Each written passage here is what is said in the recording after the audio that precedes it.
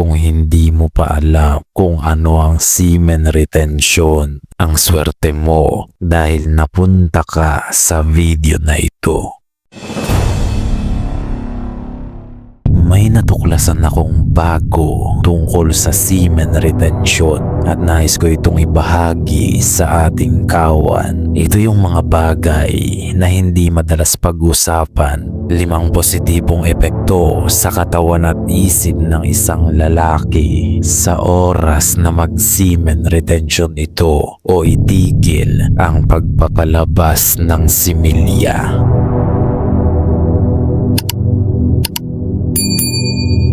Kapag nag-semen retention ka, i-rewire nito ang utak mo in deep neurological level. Ganito yan. Noong hindi mo pa ginagawa ang semen retention, pansinin mo kung anong klaseng reward system mayroon ang utak mo. Saan ka ba madalas nakakakuha ng instant relief o instant pleasure? Hindi ba't sa pagpapalabas, sa panonood ng malalaswang video, tapos gagawin mo na ang routine mo? Instant pleasure, hindi ba? Diyan ka makakaramdam ng pleasure na pinakang reward mo sa sarili. Yung short satisfaction na nakukuha mo sa pagsosolo, itinuturing itong reward ng utak mo. Kaya ngayong nag-semen retention ka, maninibago ang utak mo dahil yung dating reward system ay mababago na. Tatanungin ng utak mo kung wala na ang dati mong routine, saan na ngayon kukuha ng reward o satisfaction? This rewires your motivation system. Hindi dahil magical ang semen retention, kundi dahil natuto ka lang alisin ang pinakamatinding shortcut to pleasure. Kaya ngayon, sa simpleng workout, deep work, effort, control, at kahit simple silence, nakakakuha ka ng satisfaction na noon ay hindi mo nararamdaman. Dahil tinanggal mo ang shortcut to instant pleasure at nirewire mo ang utak mo gamit ang semen retention. Naunawaan mo ba yan?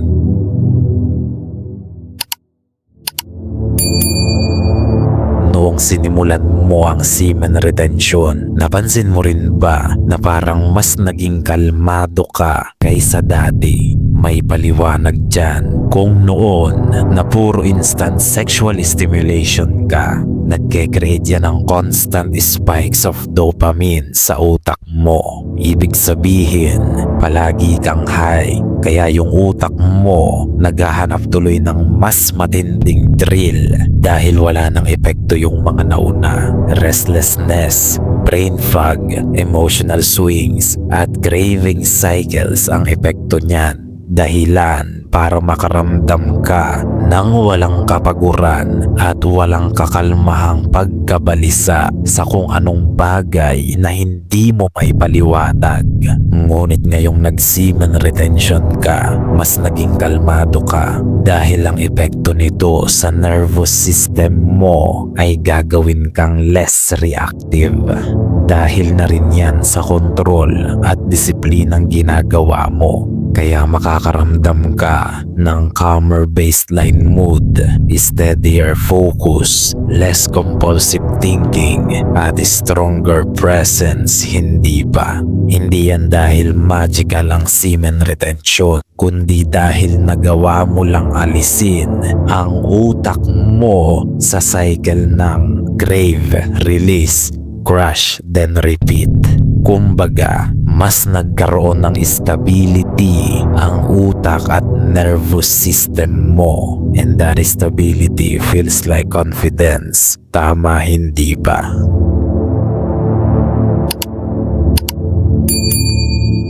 Ito ang hindi madalas pag-usapan sa topic na ito. Alam mo ba na sexual desire ang isa sa pinakamalakas o pinakamatinding human energy? Kaya nga kapag nakaramdam ka niyan at hindi mo alam ang gagawin, ikaw ang gagamitin nito upang gumawa ng mga bagay na hindi mo talaga gustong gawin. Kumbaga, sexual desire na ang nagdidikta ng kilos mo at hindi na ikaw.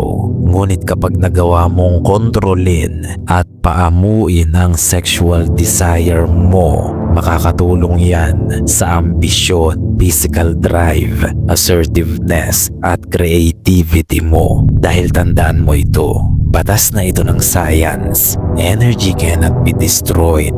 It can only be changed from one form to another. At ang sexual desire mo ay isa sa strongest human energy. Ibig sabihin, hindi mo yan masisira o maaalis sa katawan mo. Ngunit pwede mo itong gamitin bilang fuel o gasolina para makagawa ka ng mas makabuluhang bagay. This is your untapped energy reserve. Ngayon, nasa sayo ang desisyon kung gagamitin mo ito sa makabuluhang bagay o sasayangin mo lang ito sa CR.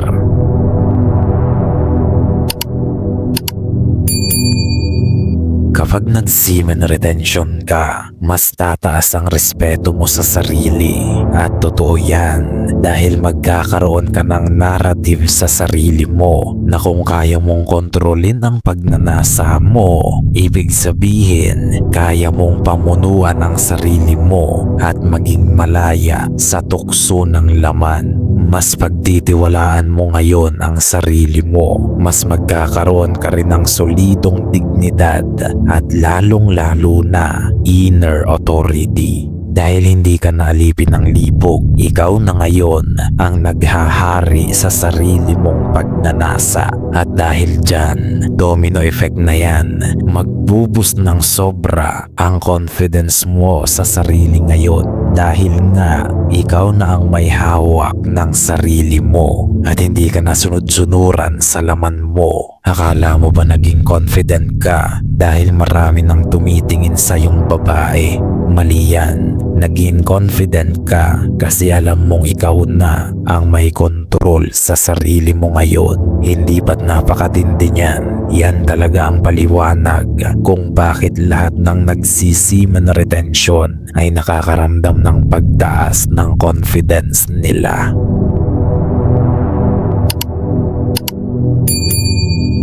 Pansinin mo, kapag itinigil mo ang pagpapalabas o pagsusulo na ginagawa mong form of escape lang, makakaramdam ka ng boredom, loneliness, anxiety, frustration at emptiness. Ngunit normal naman yan dahil ang totoo, nariyan na talaga yan sa'yo noon pa man. Ginagamit mo lang ang orgasm mo sa pagsusulo upang pagtakpan lahat yan.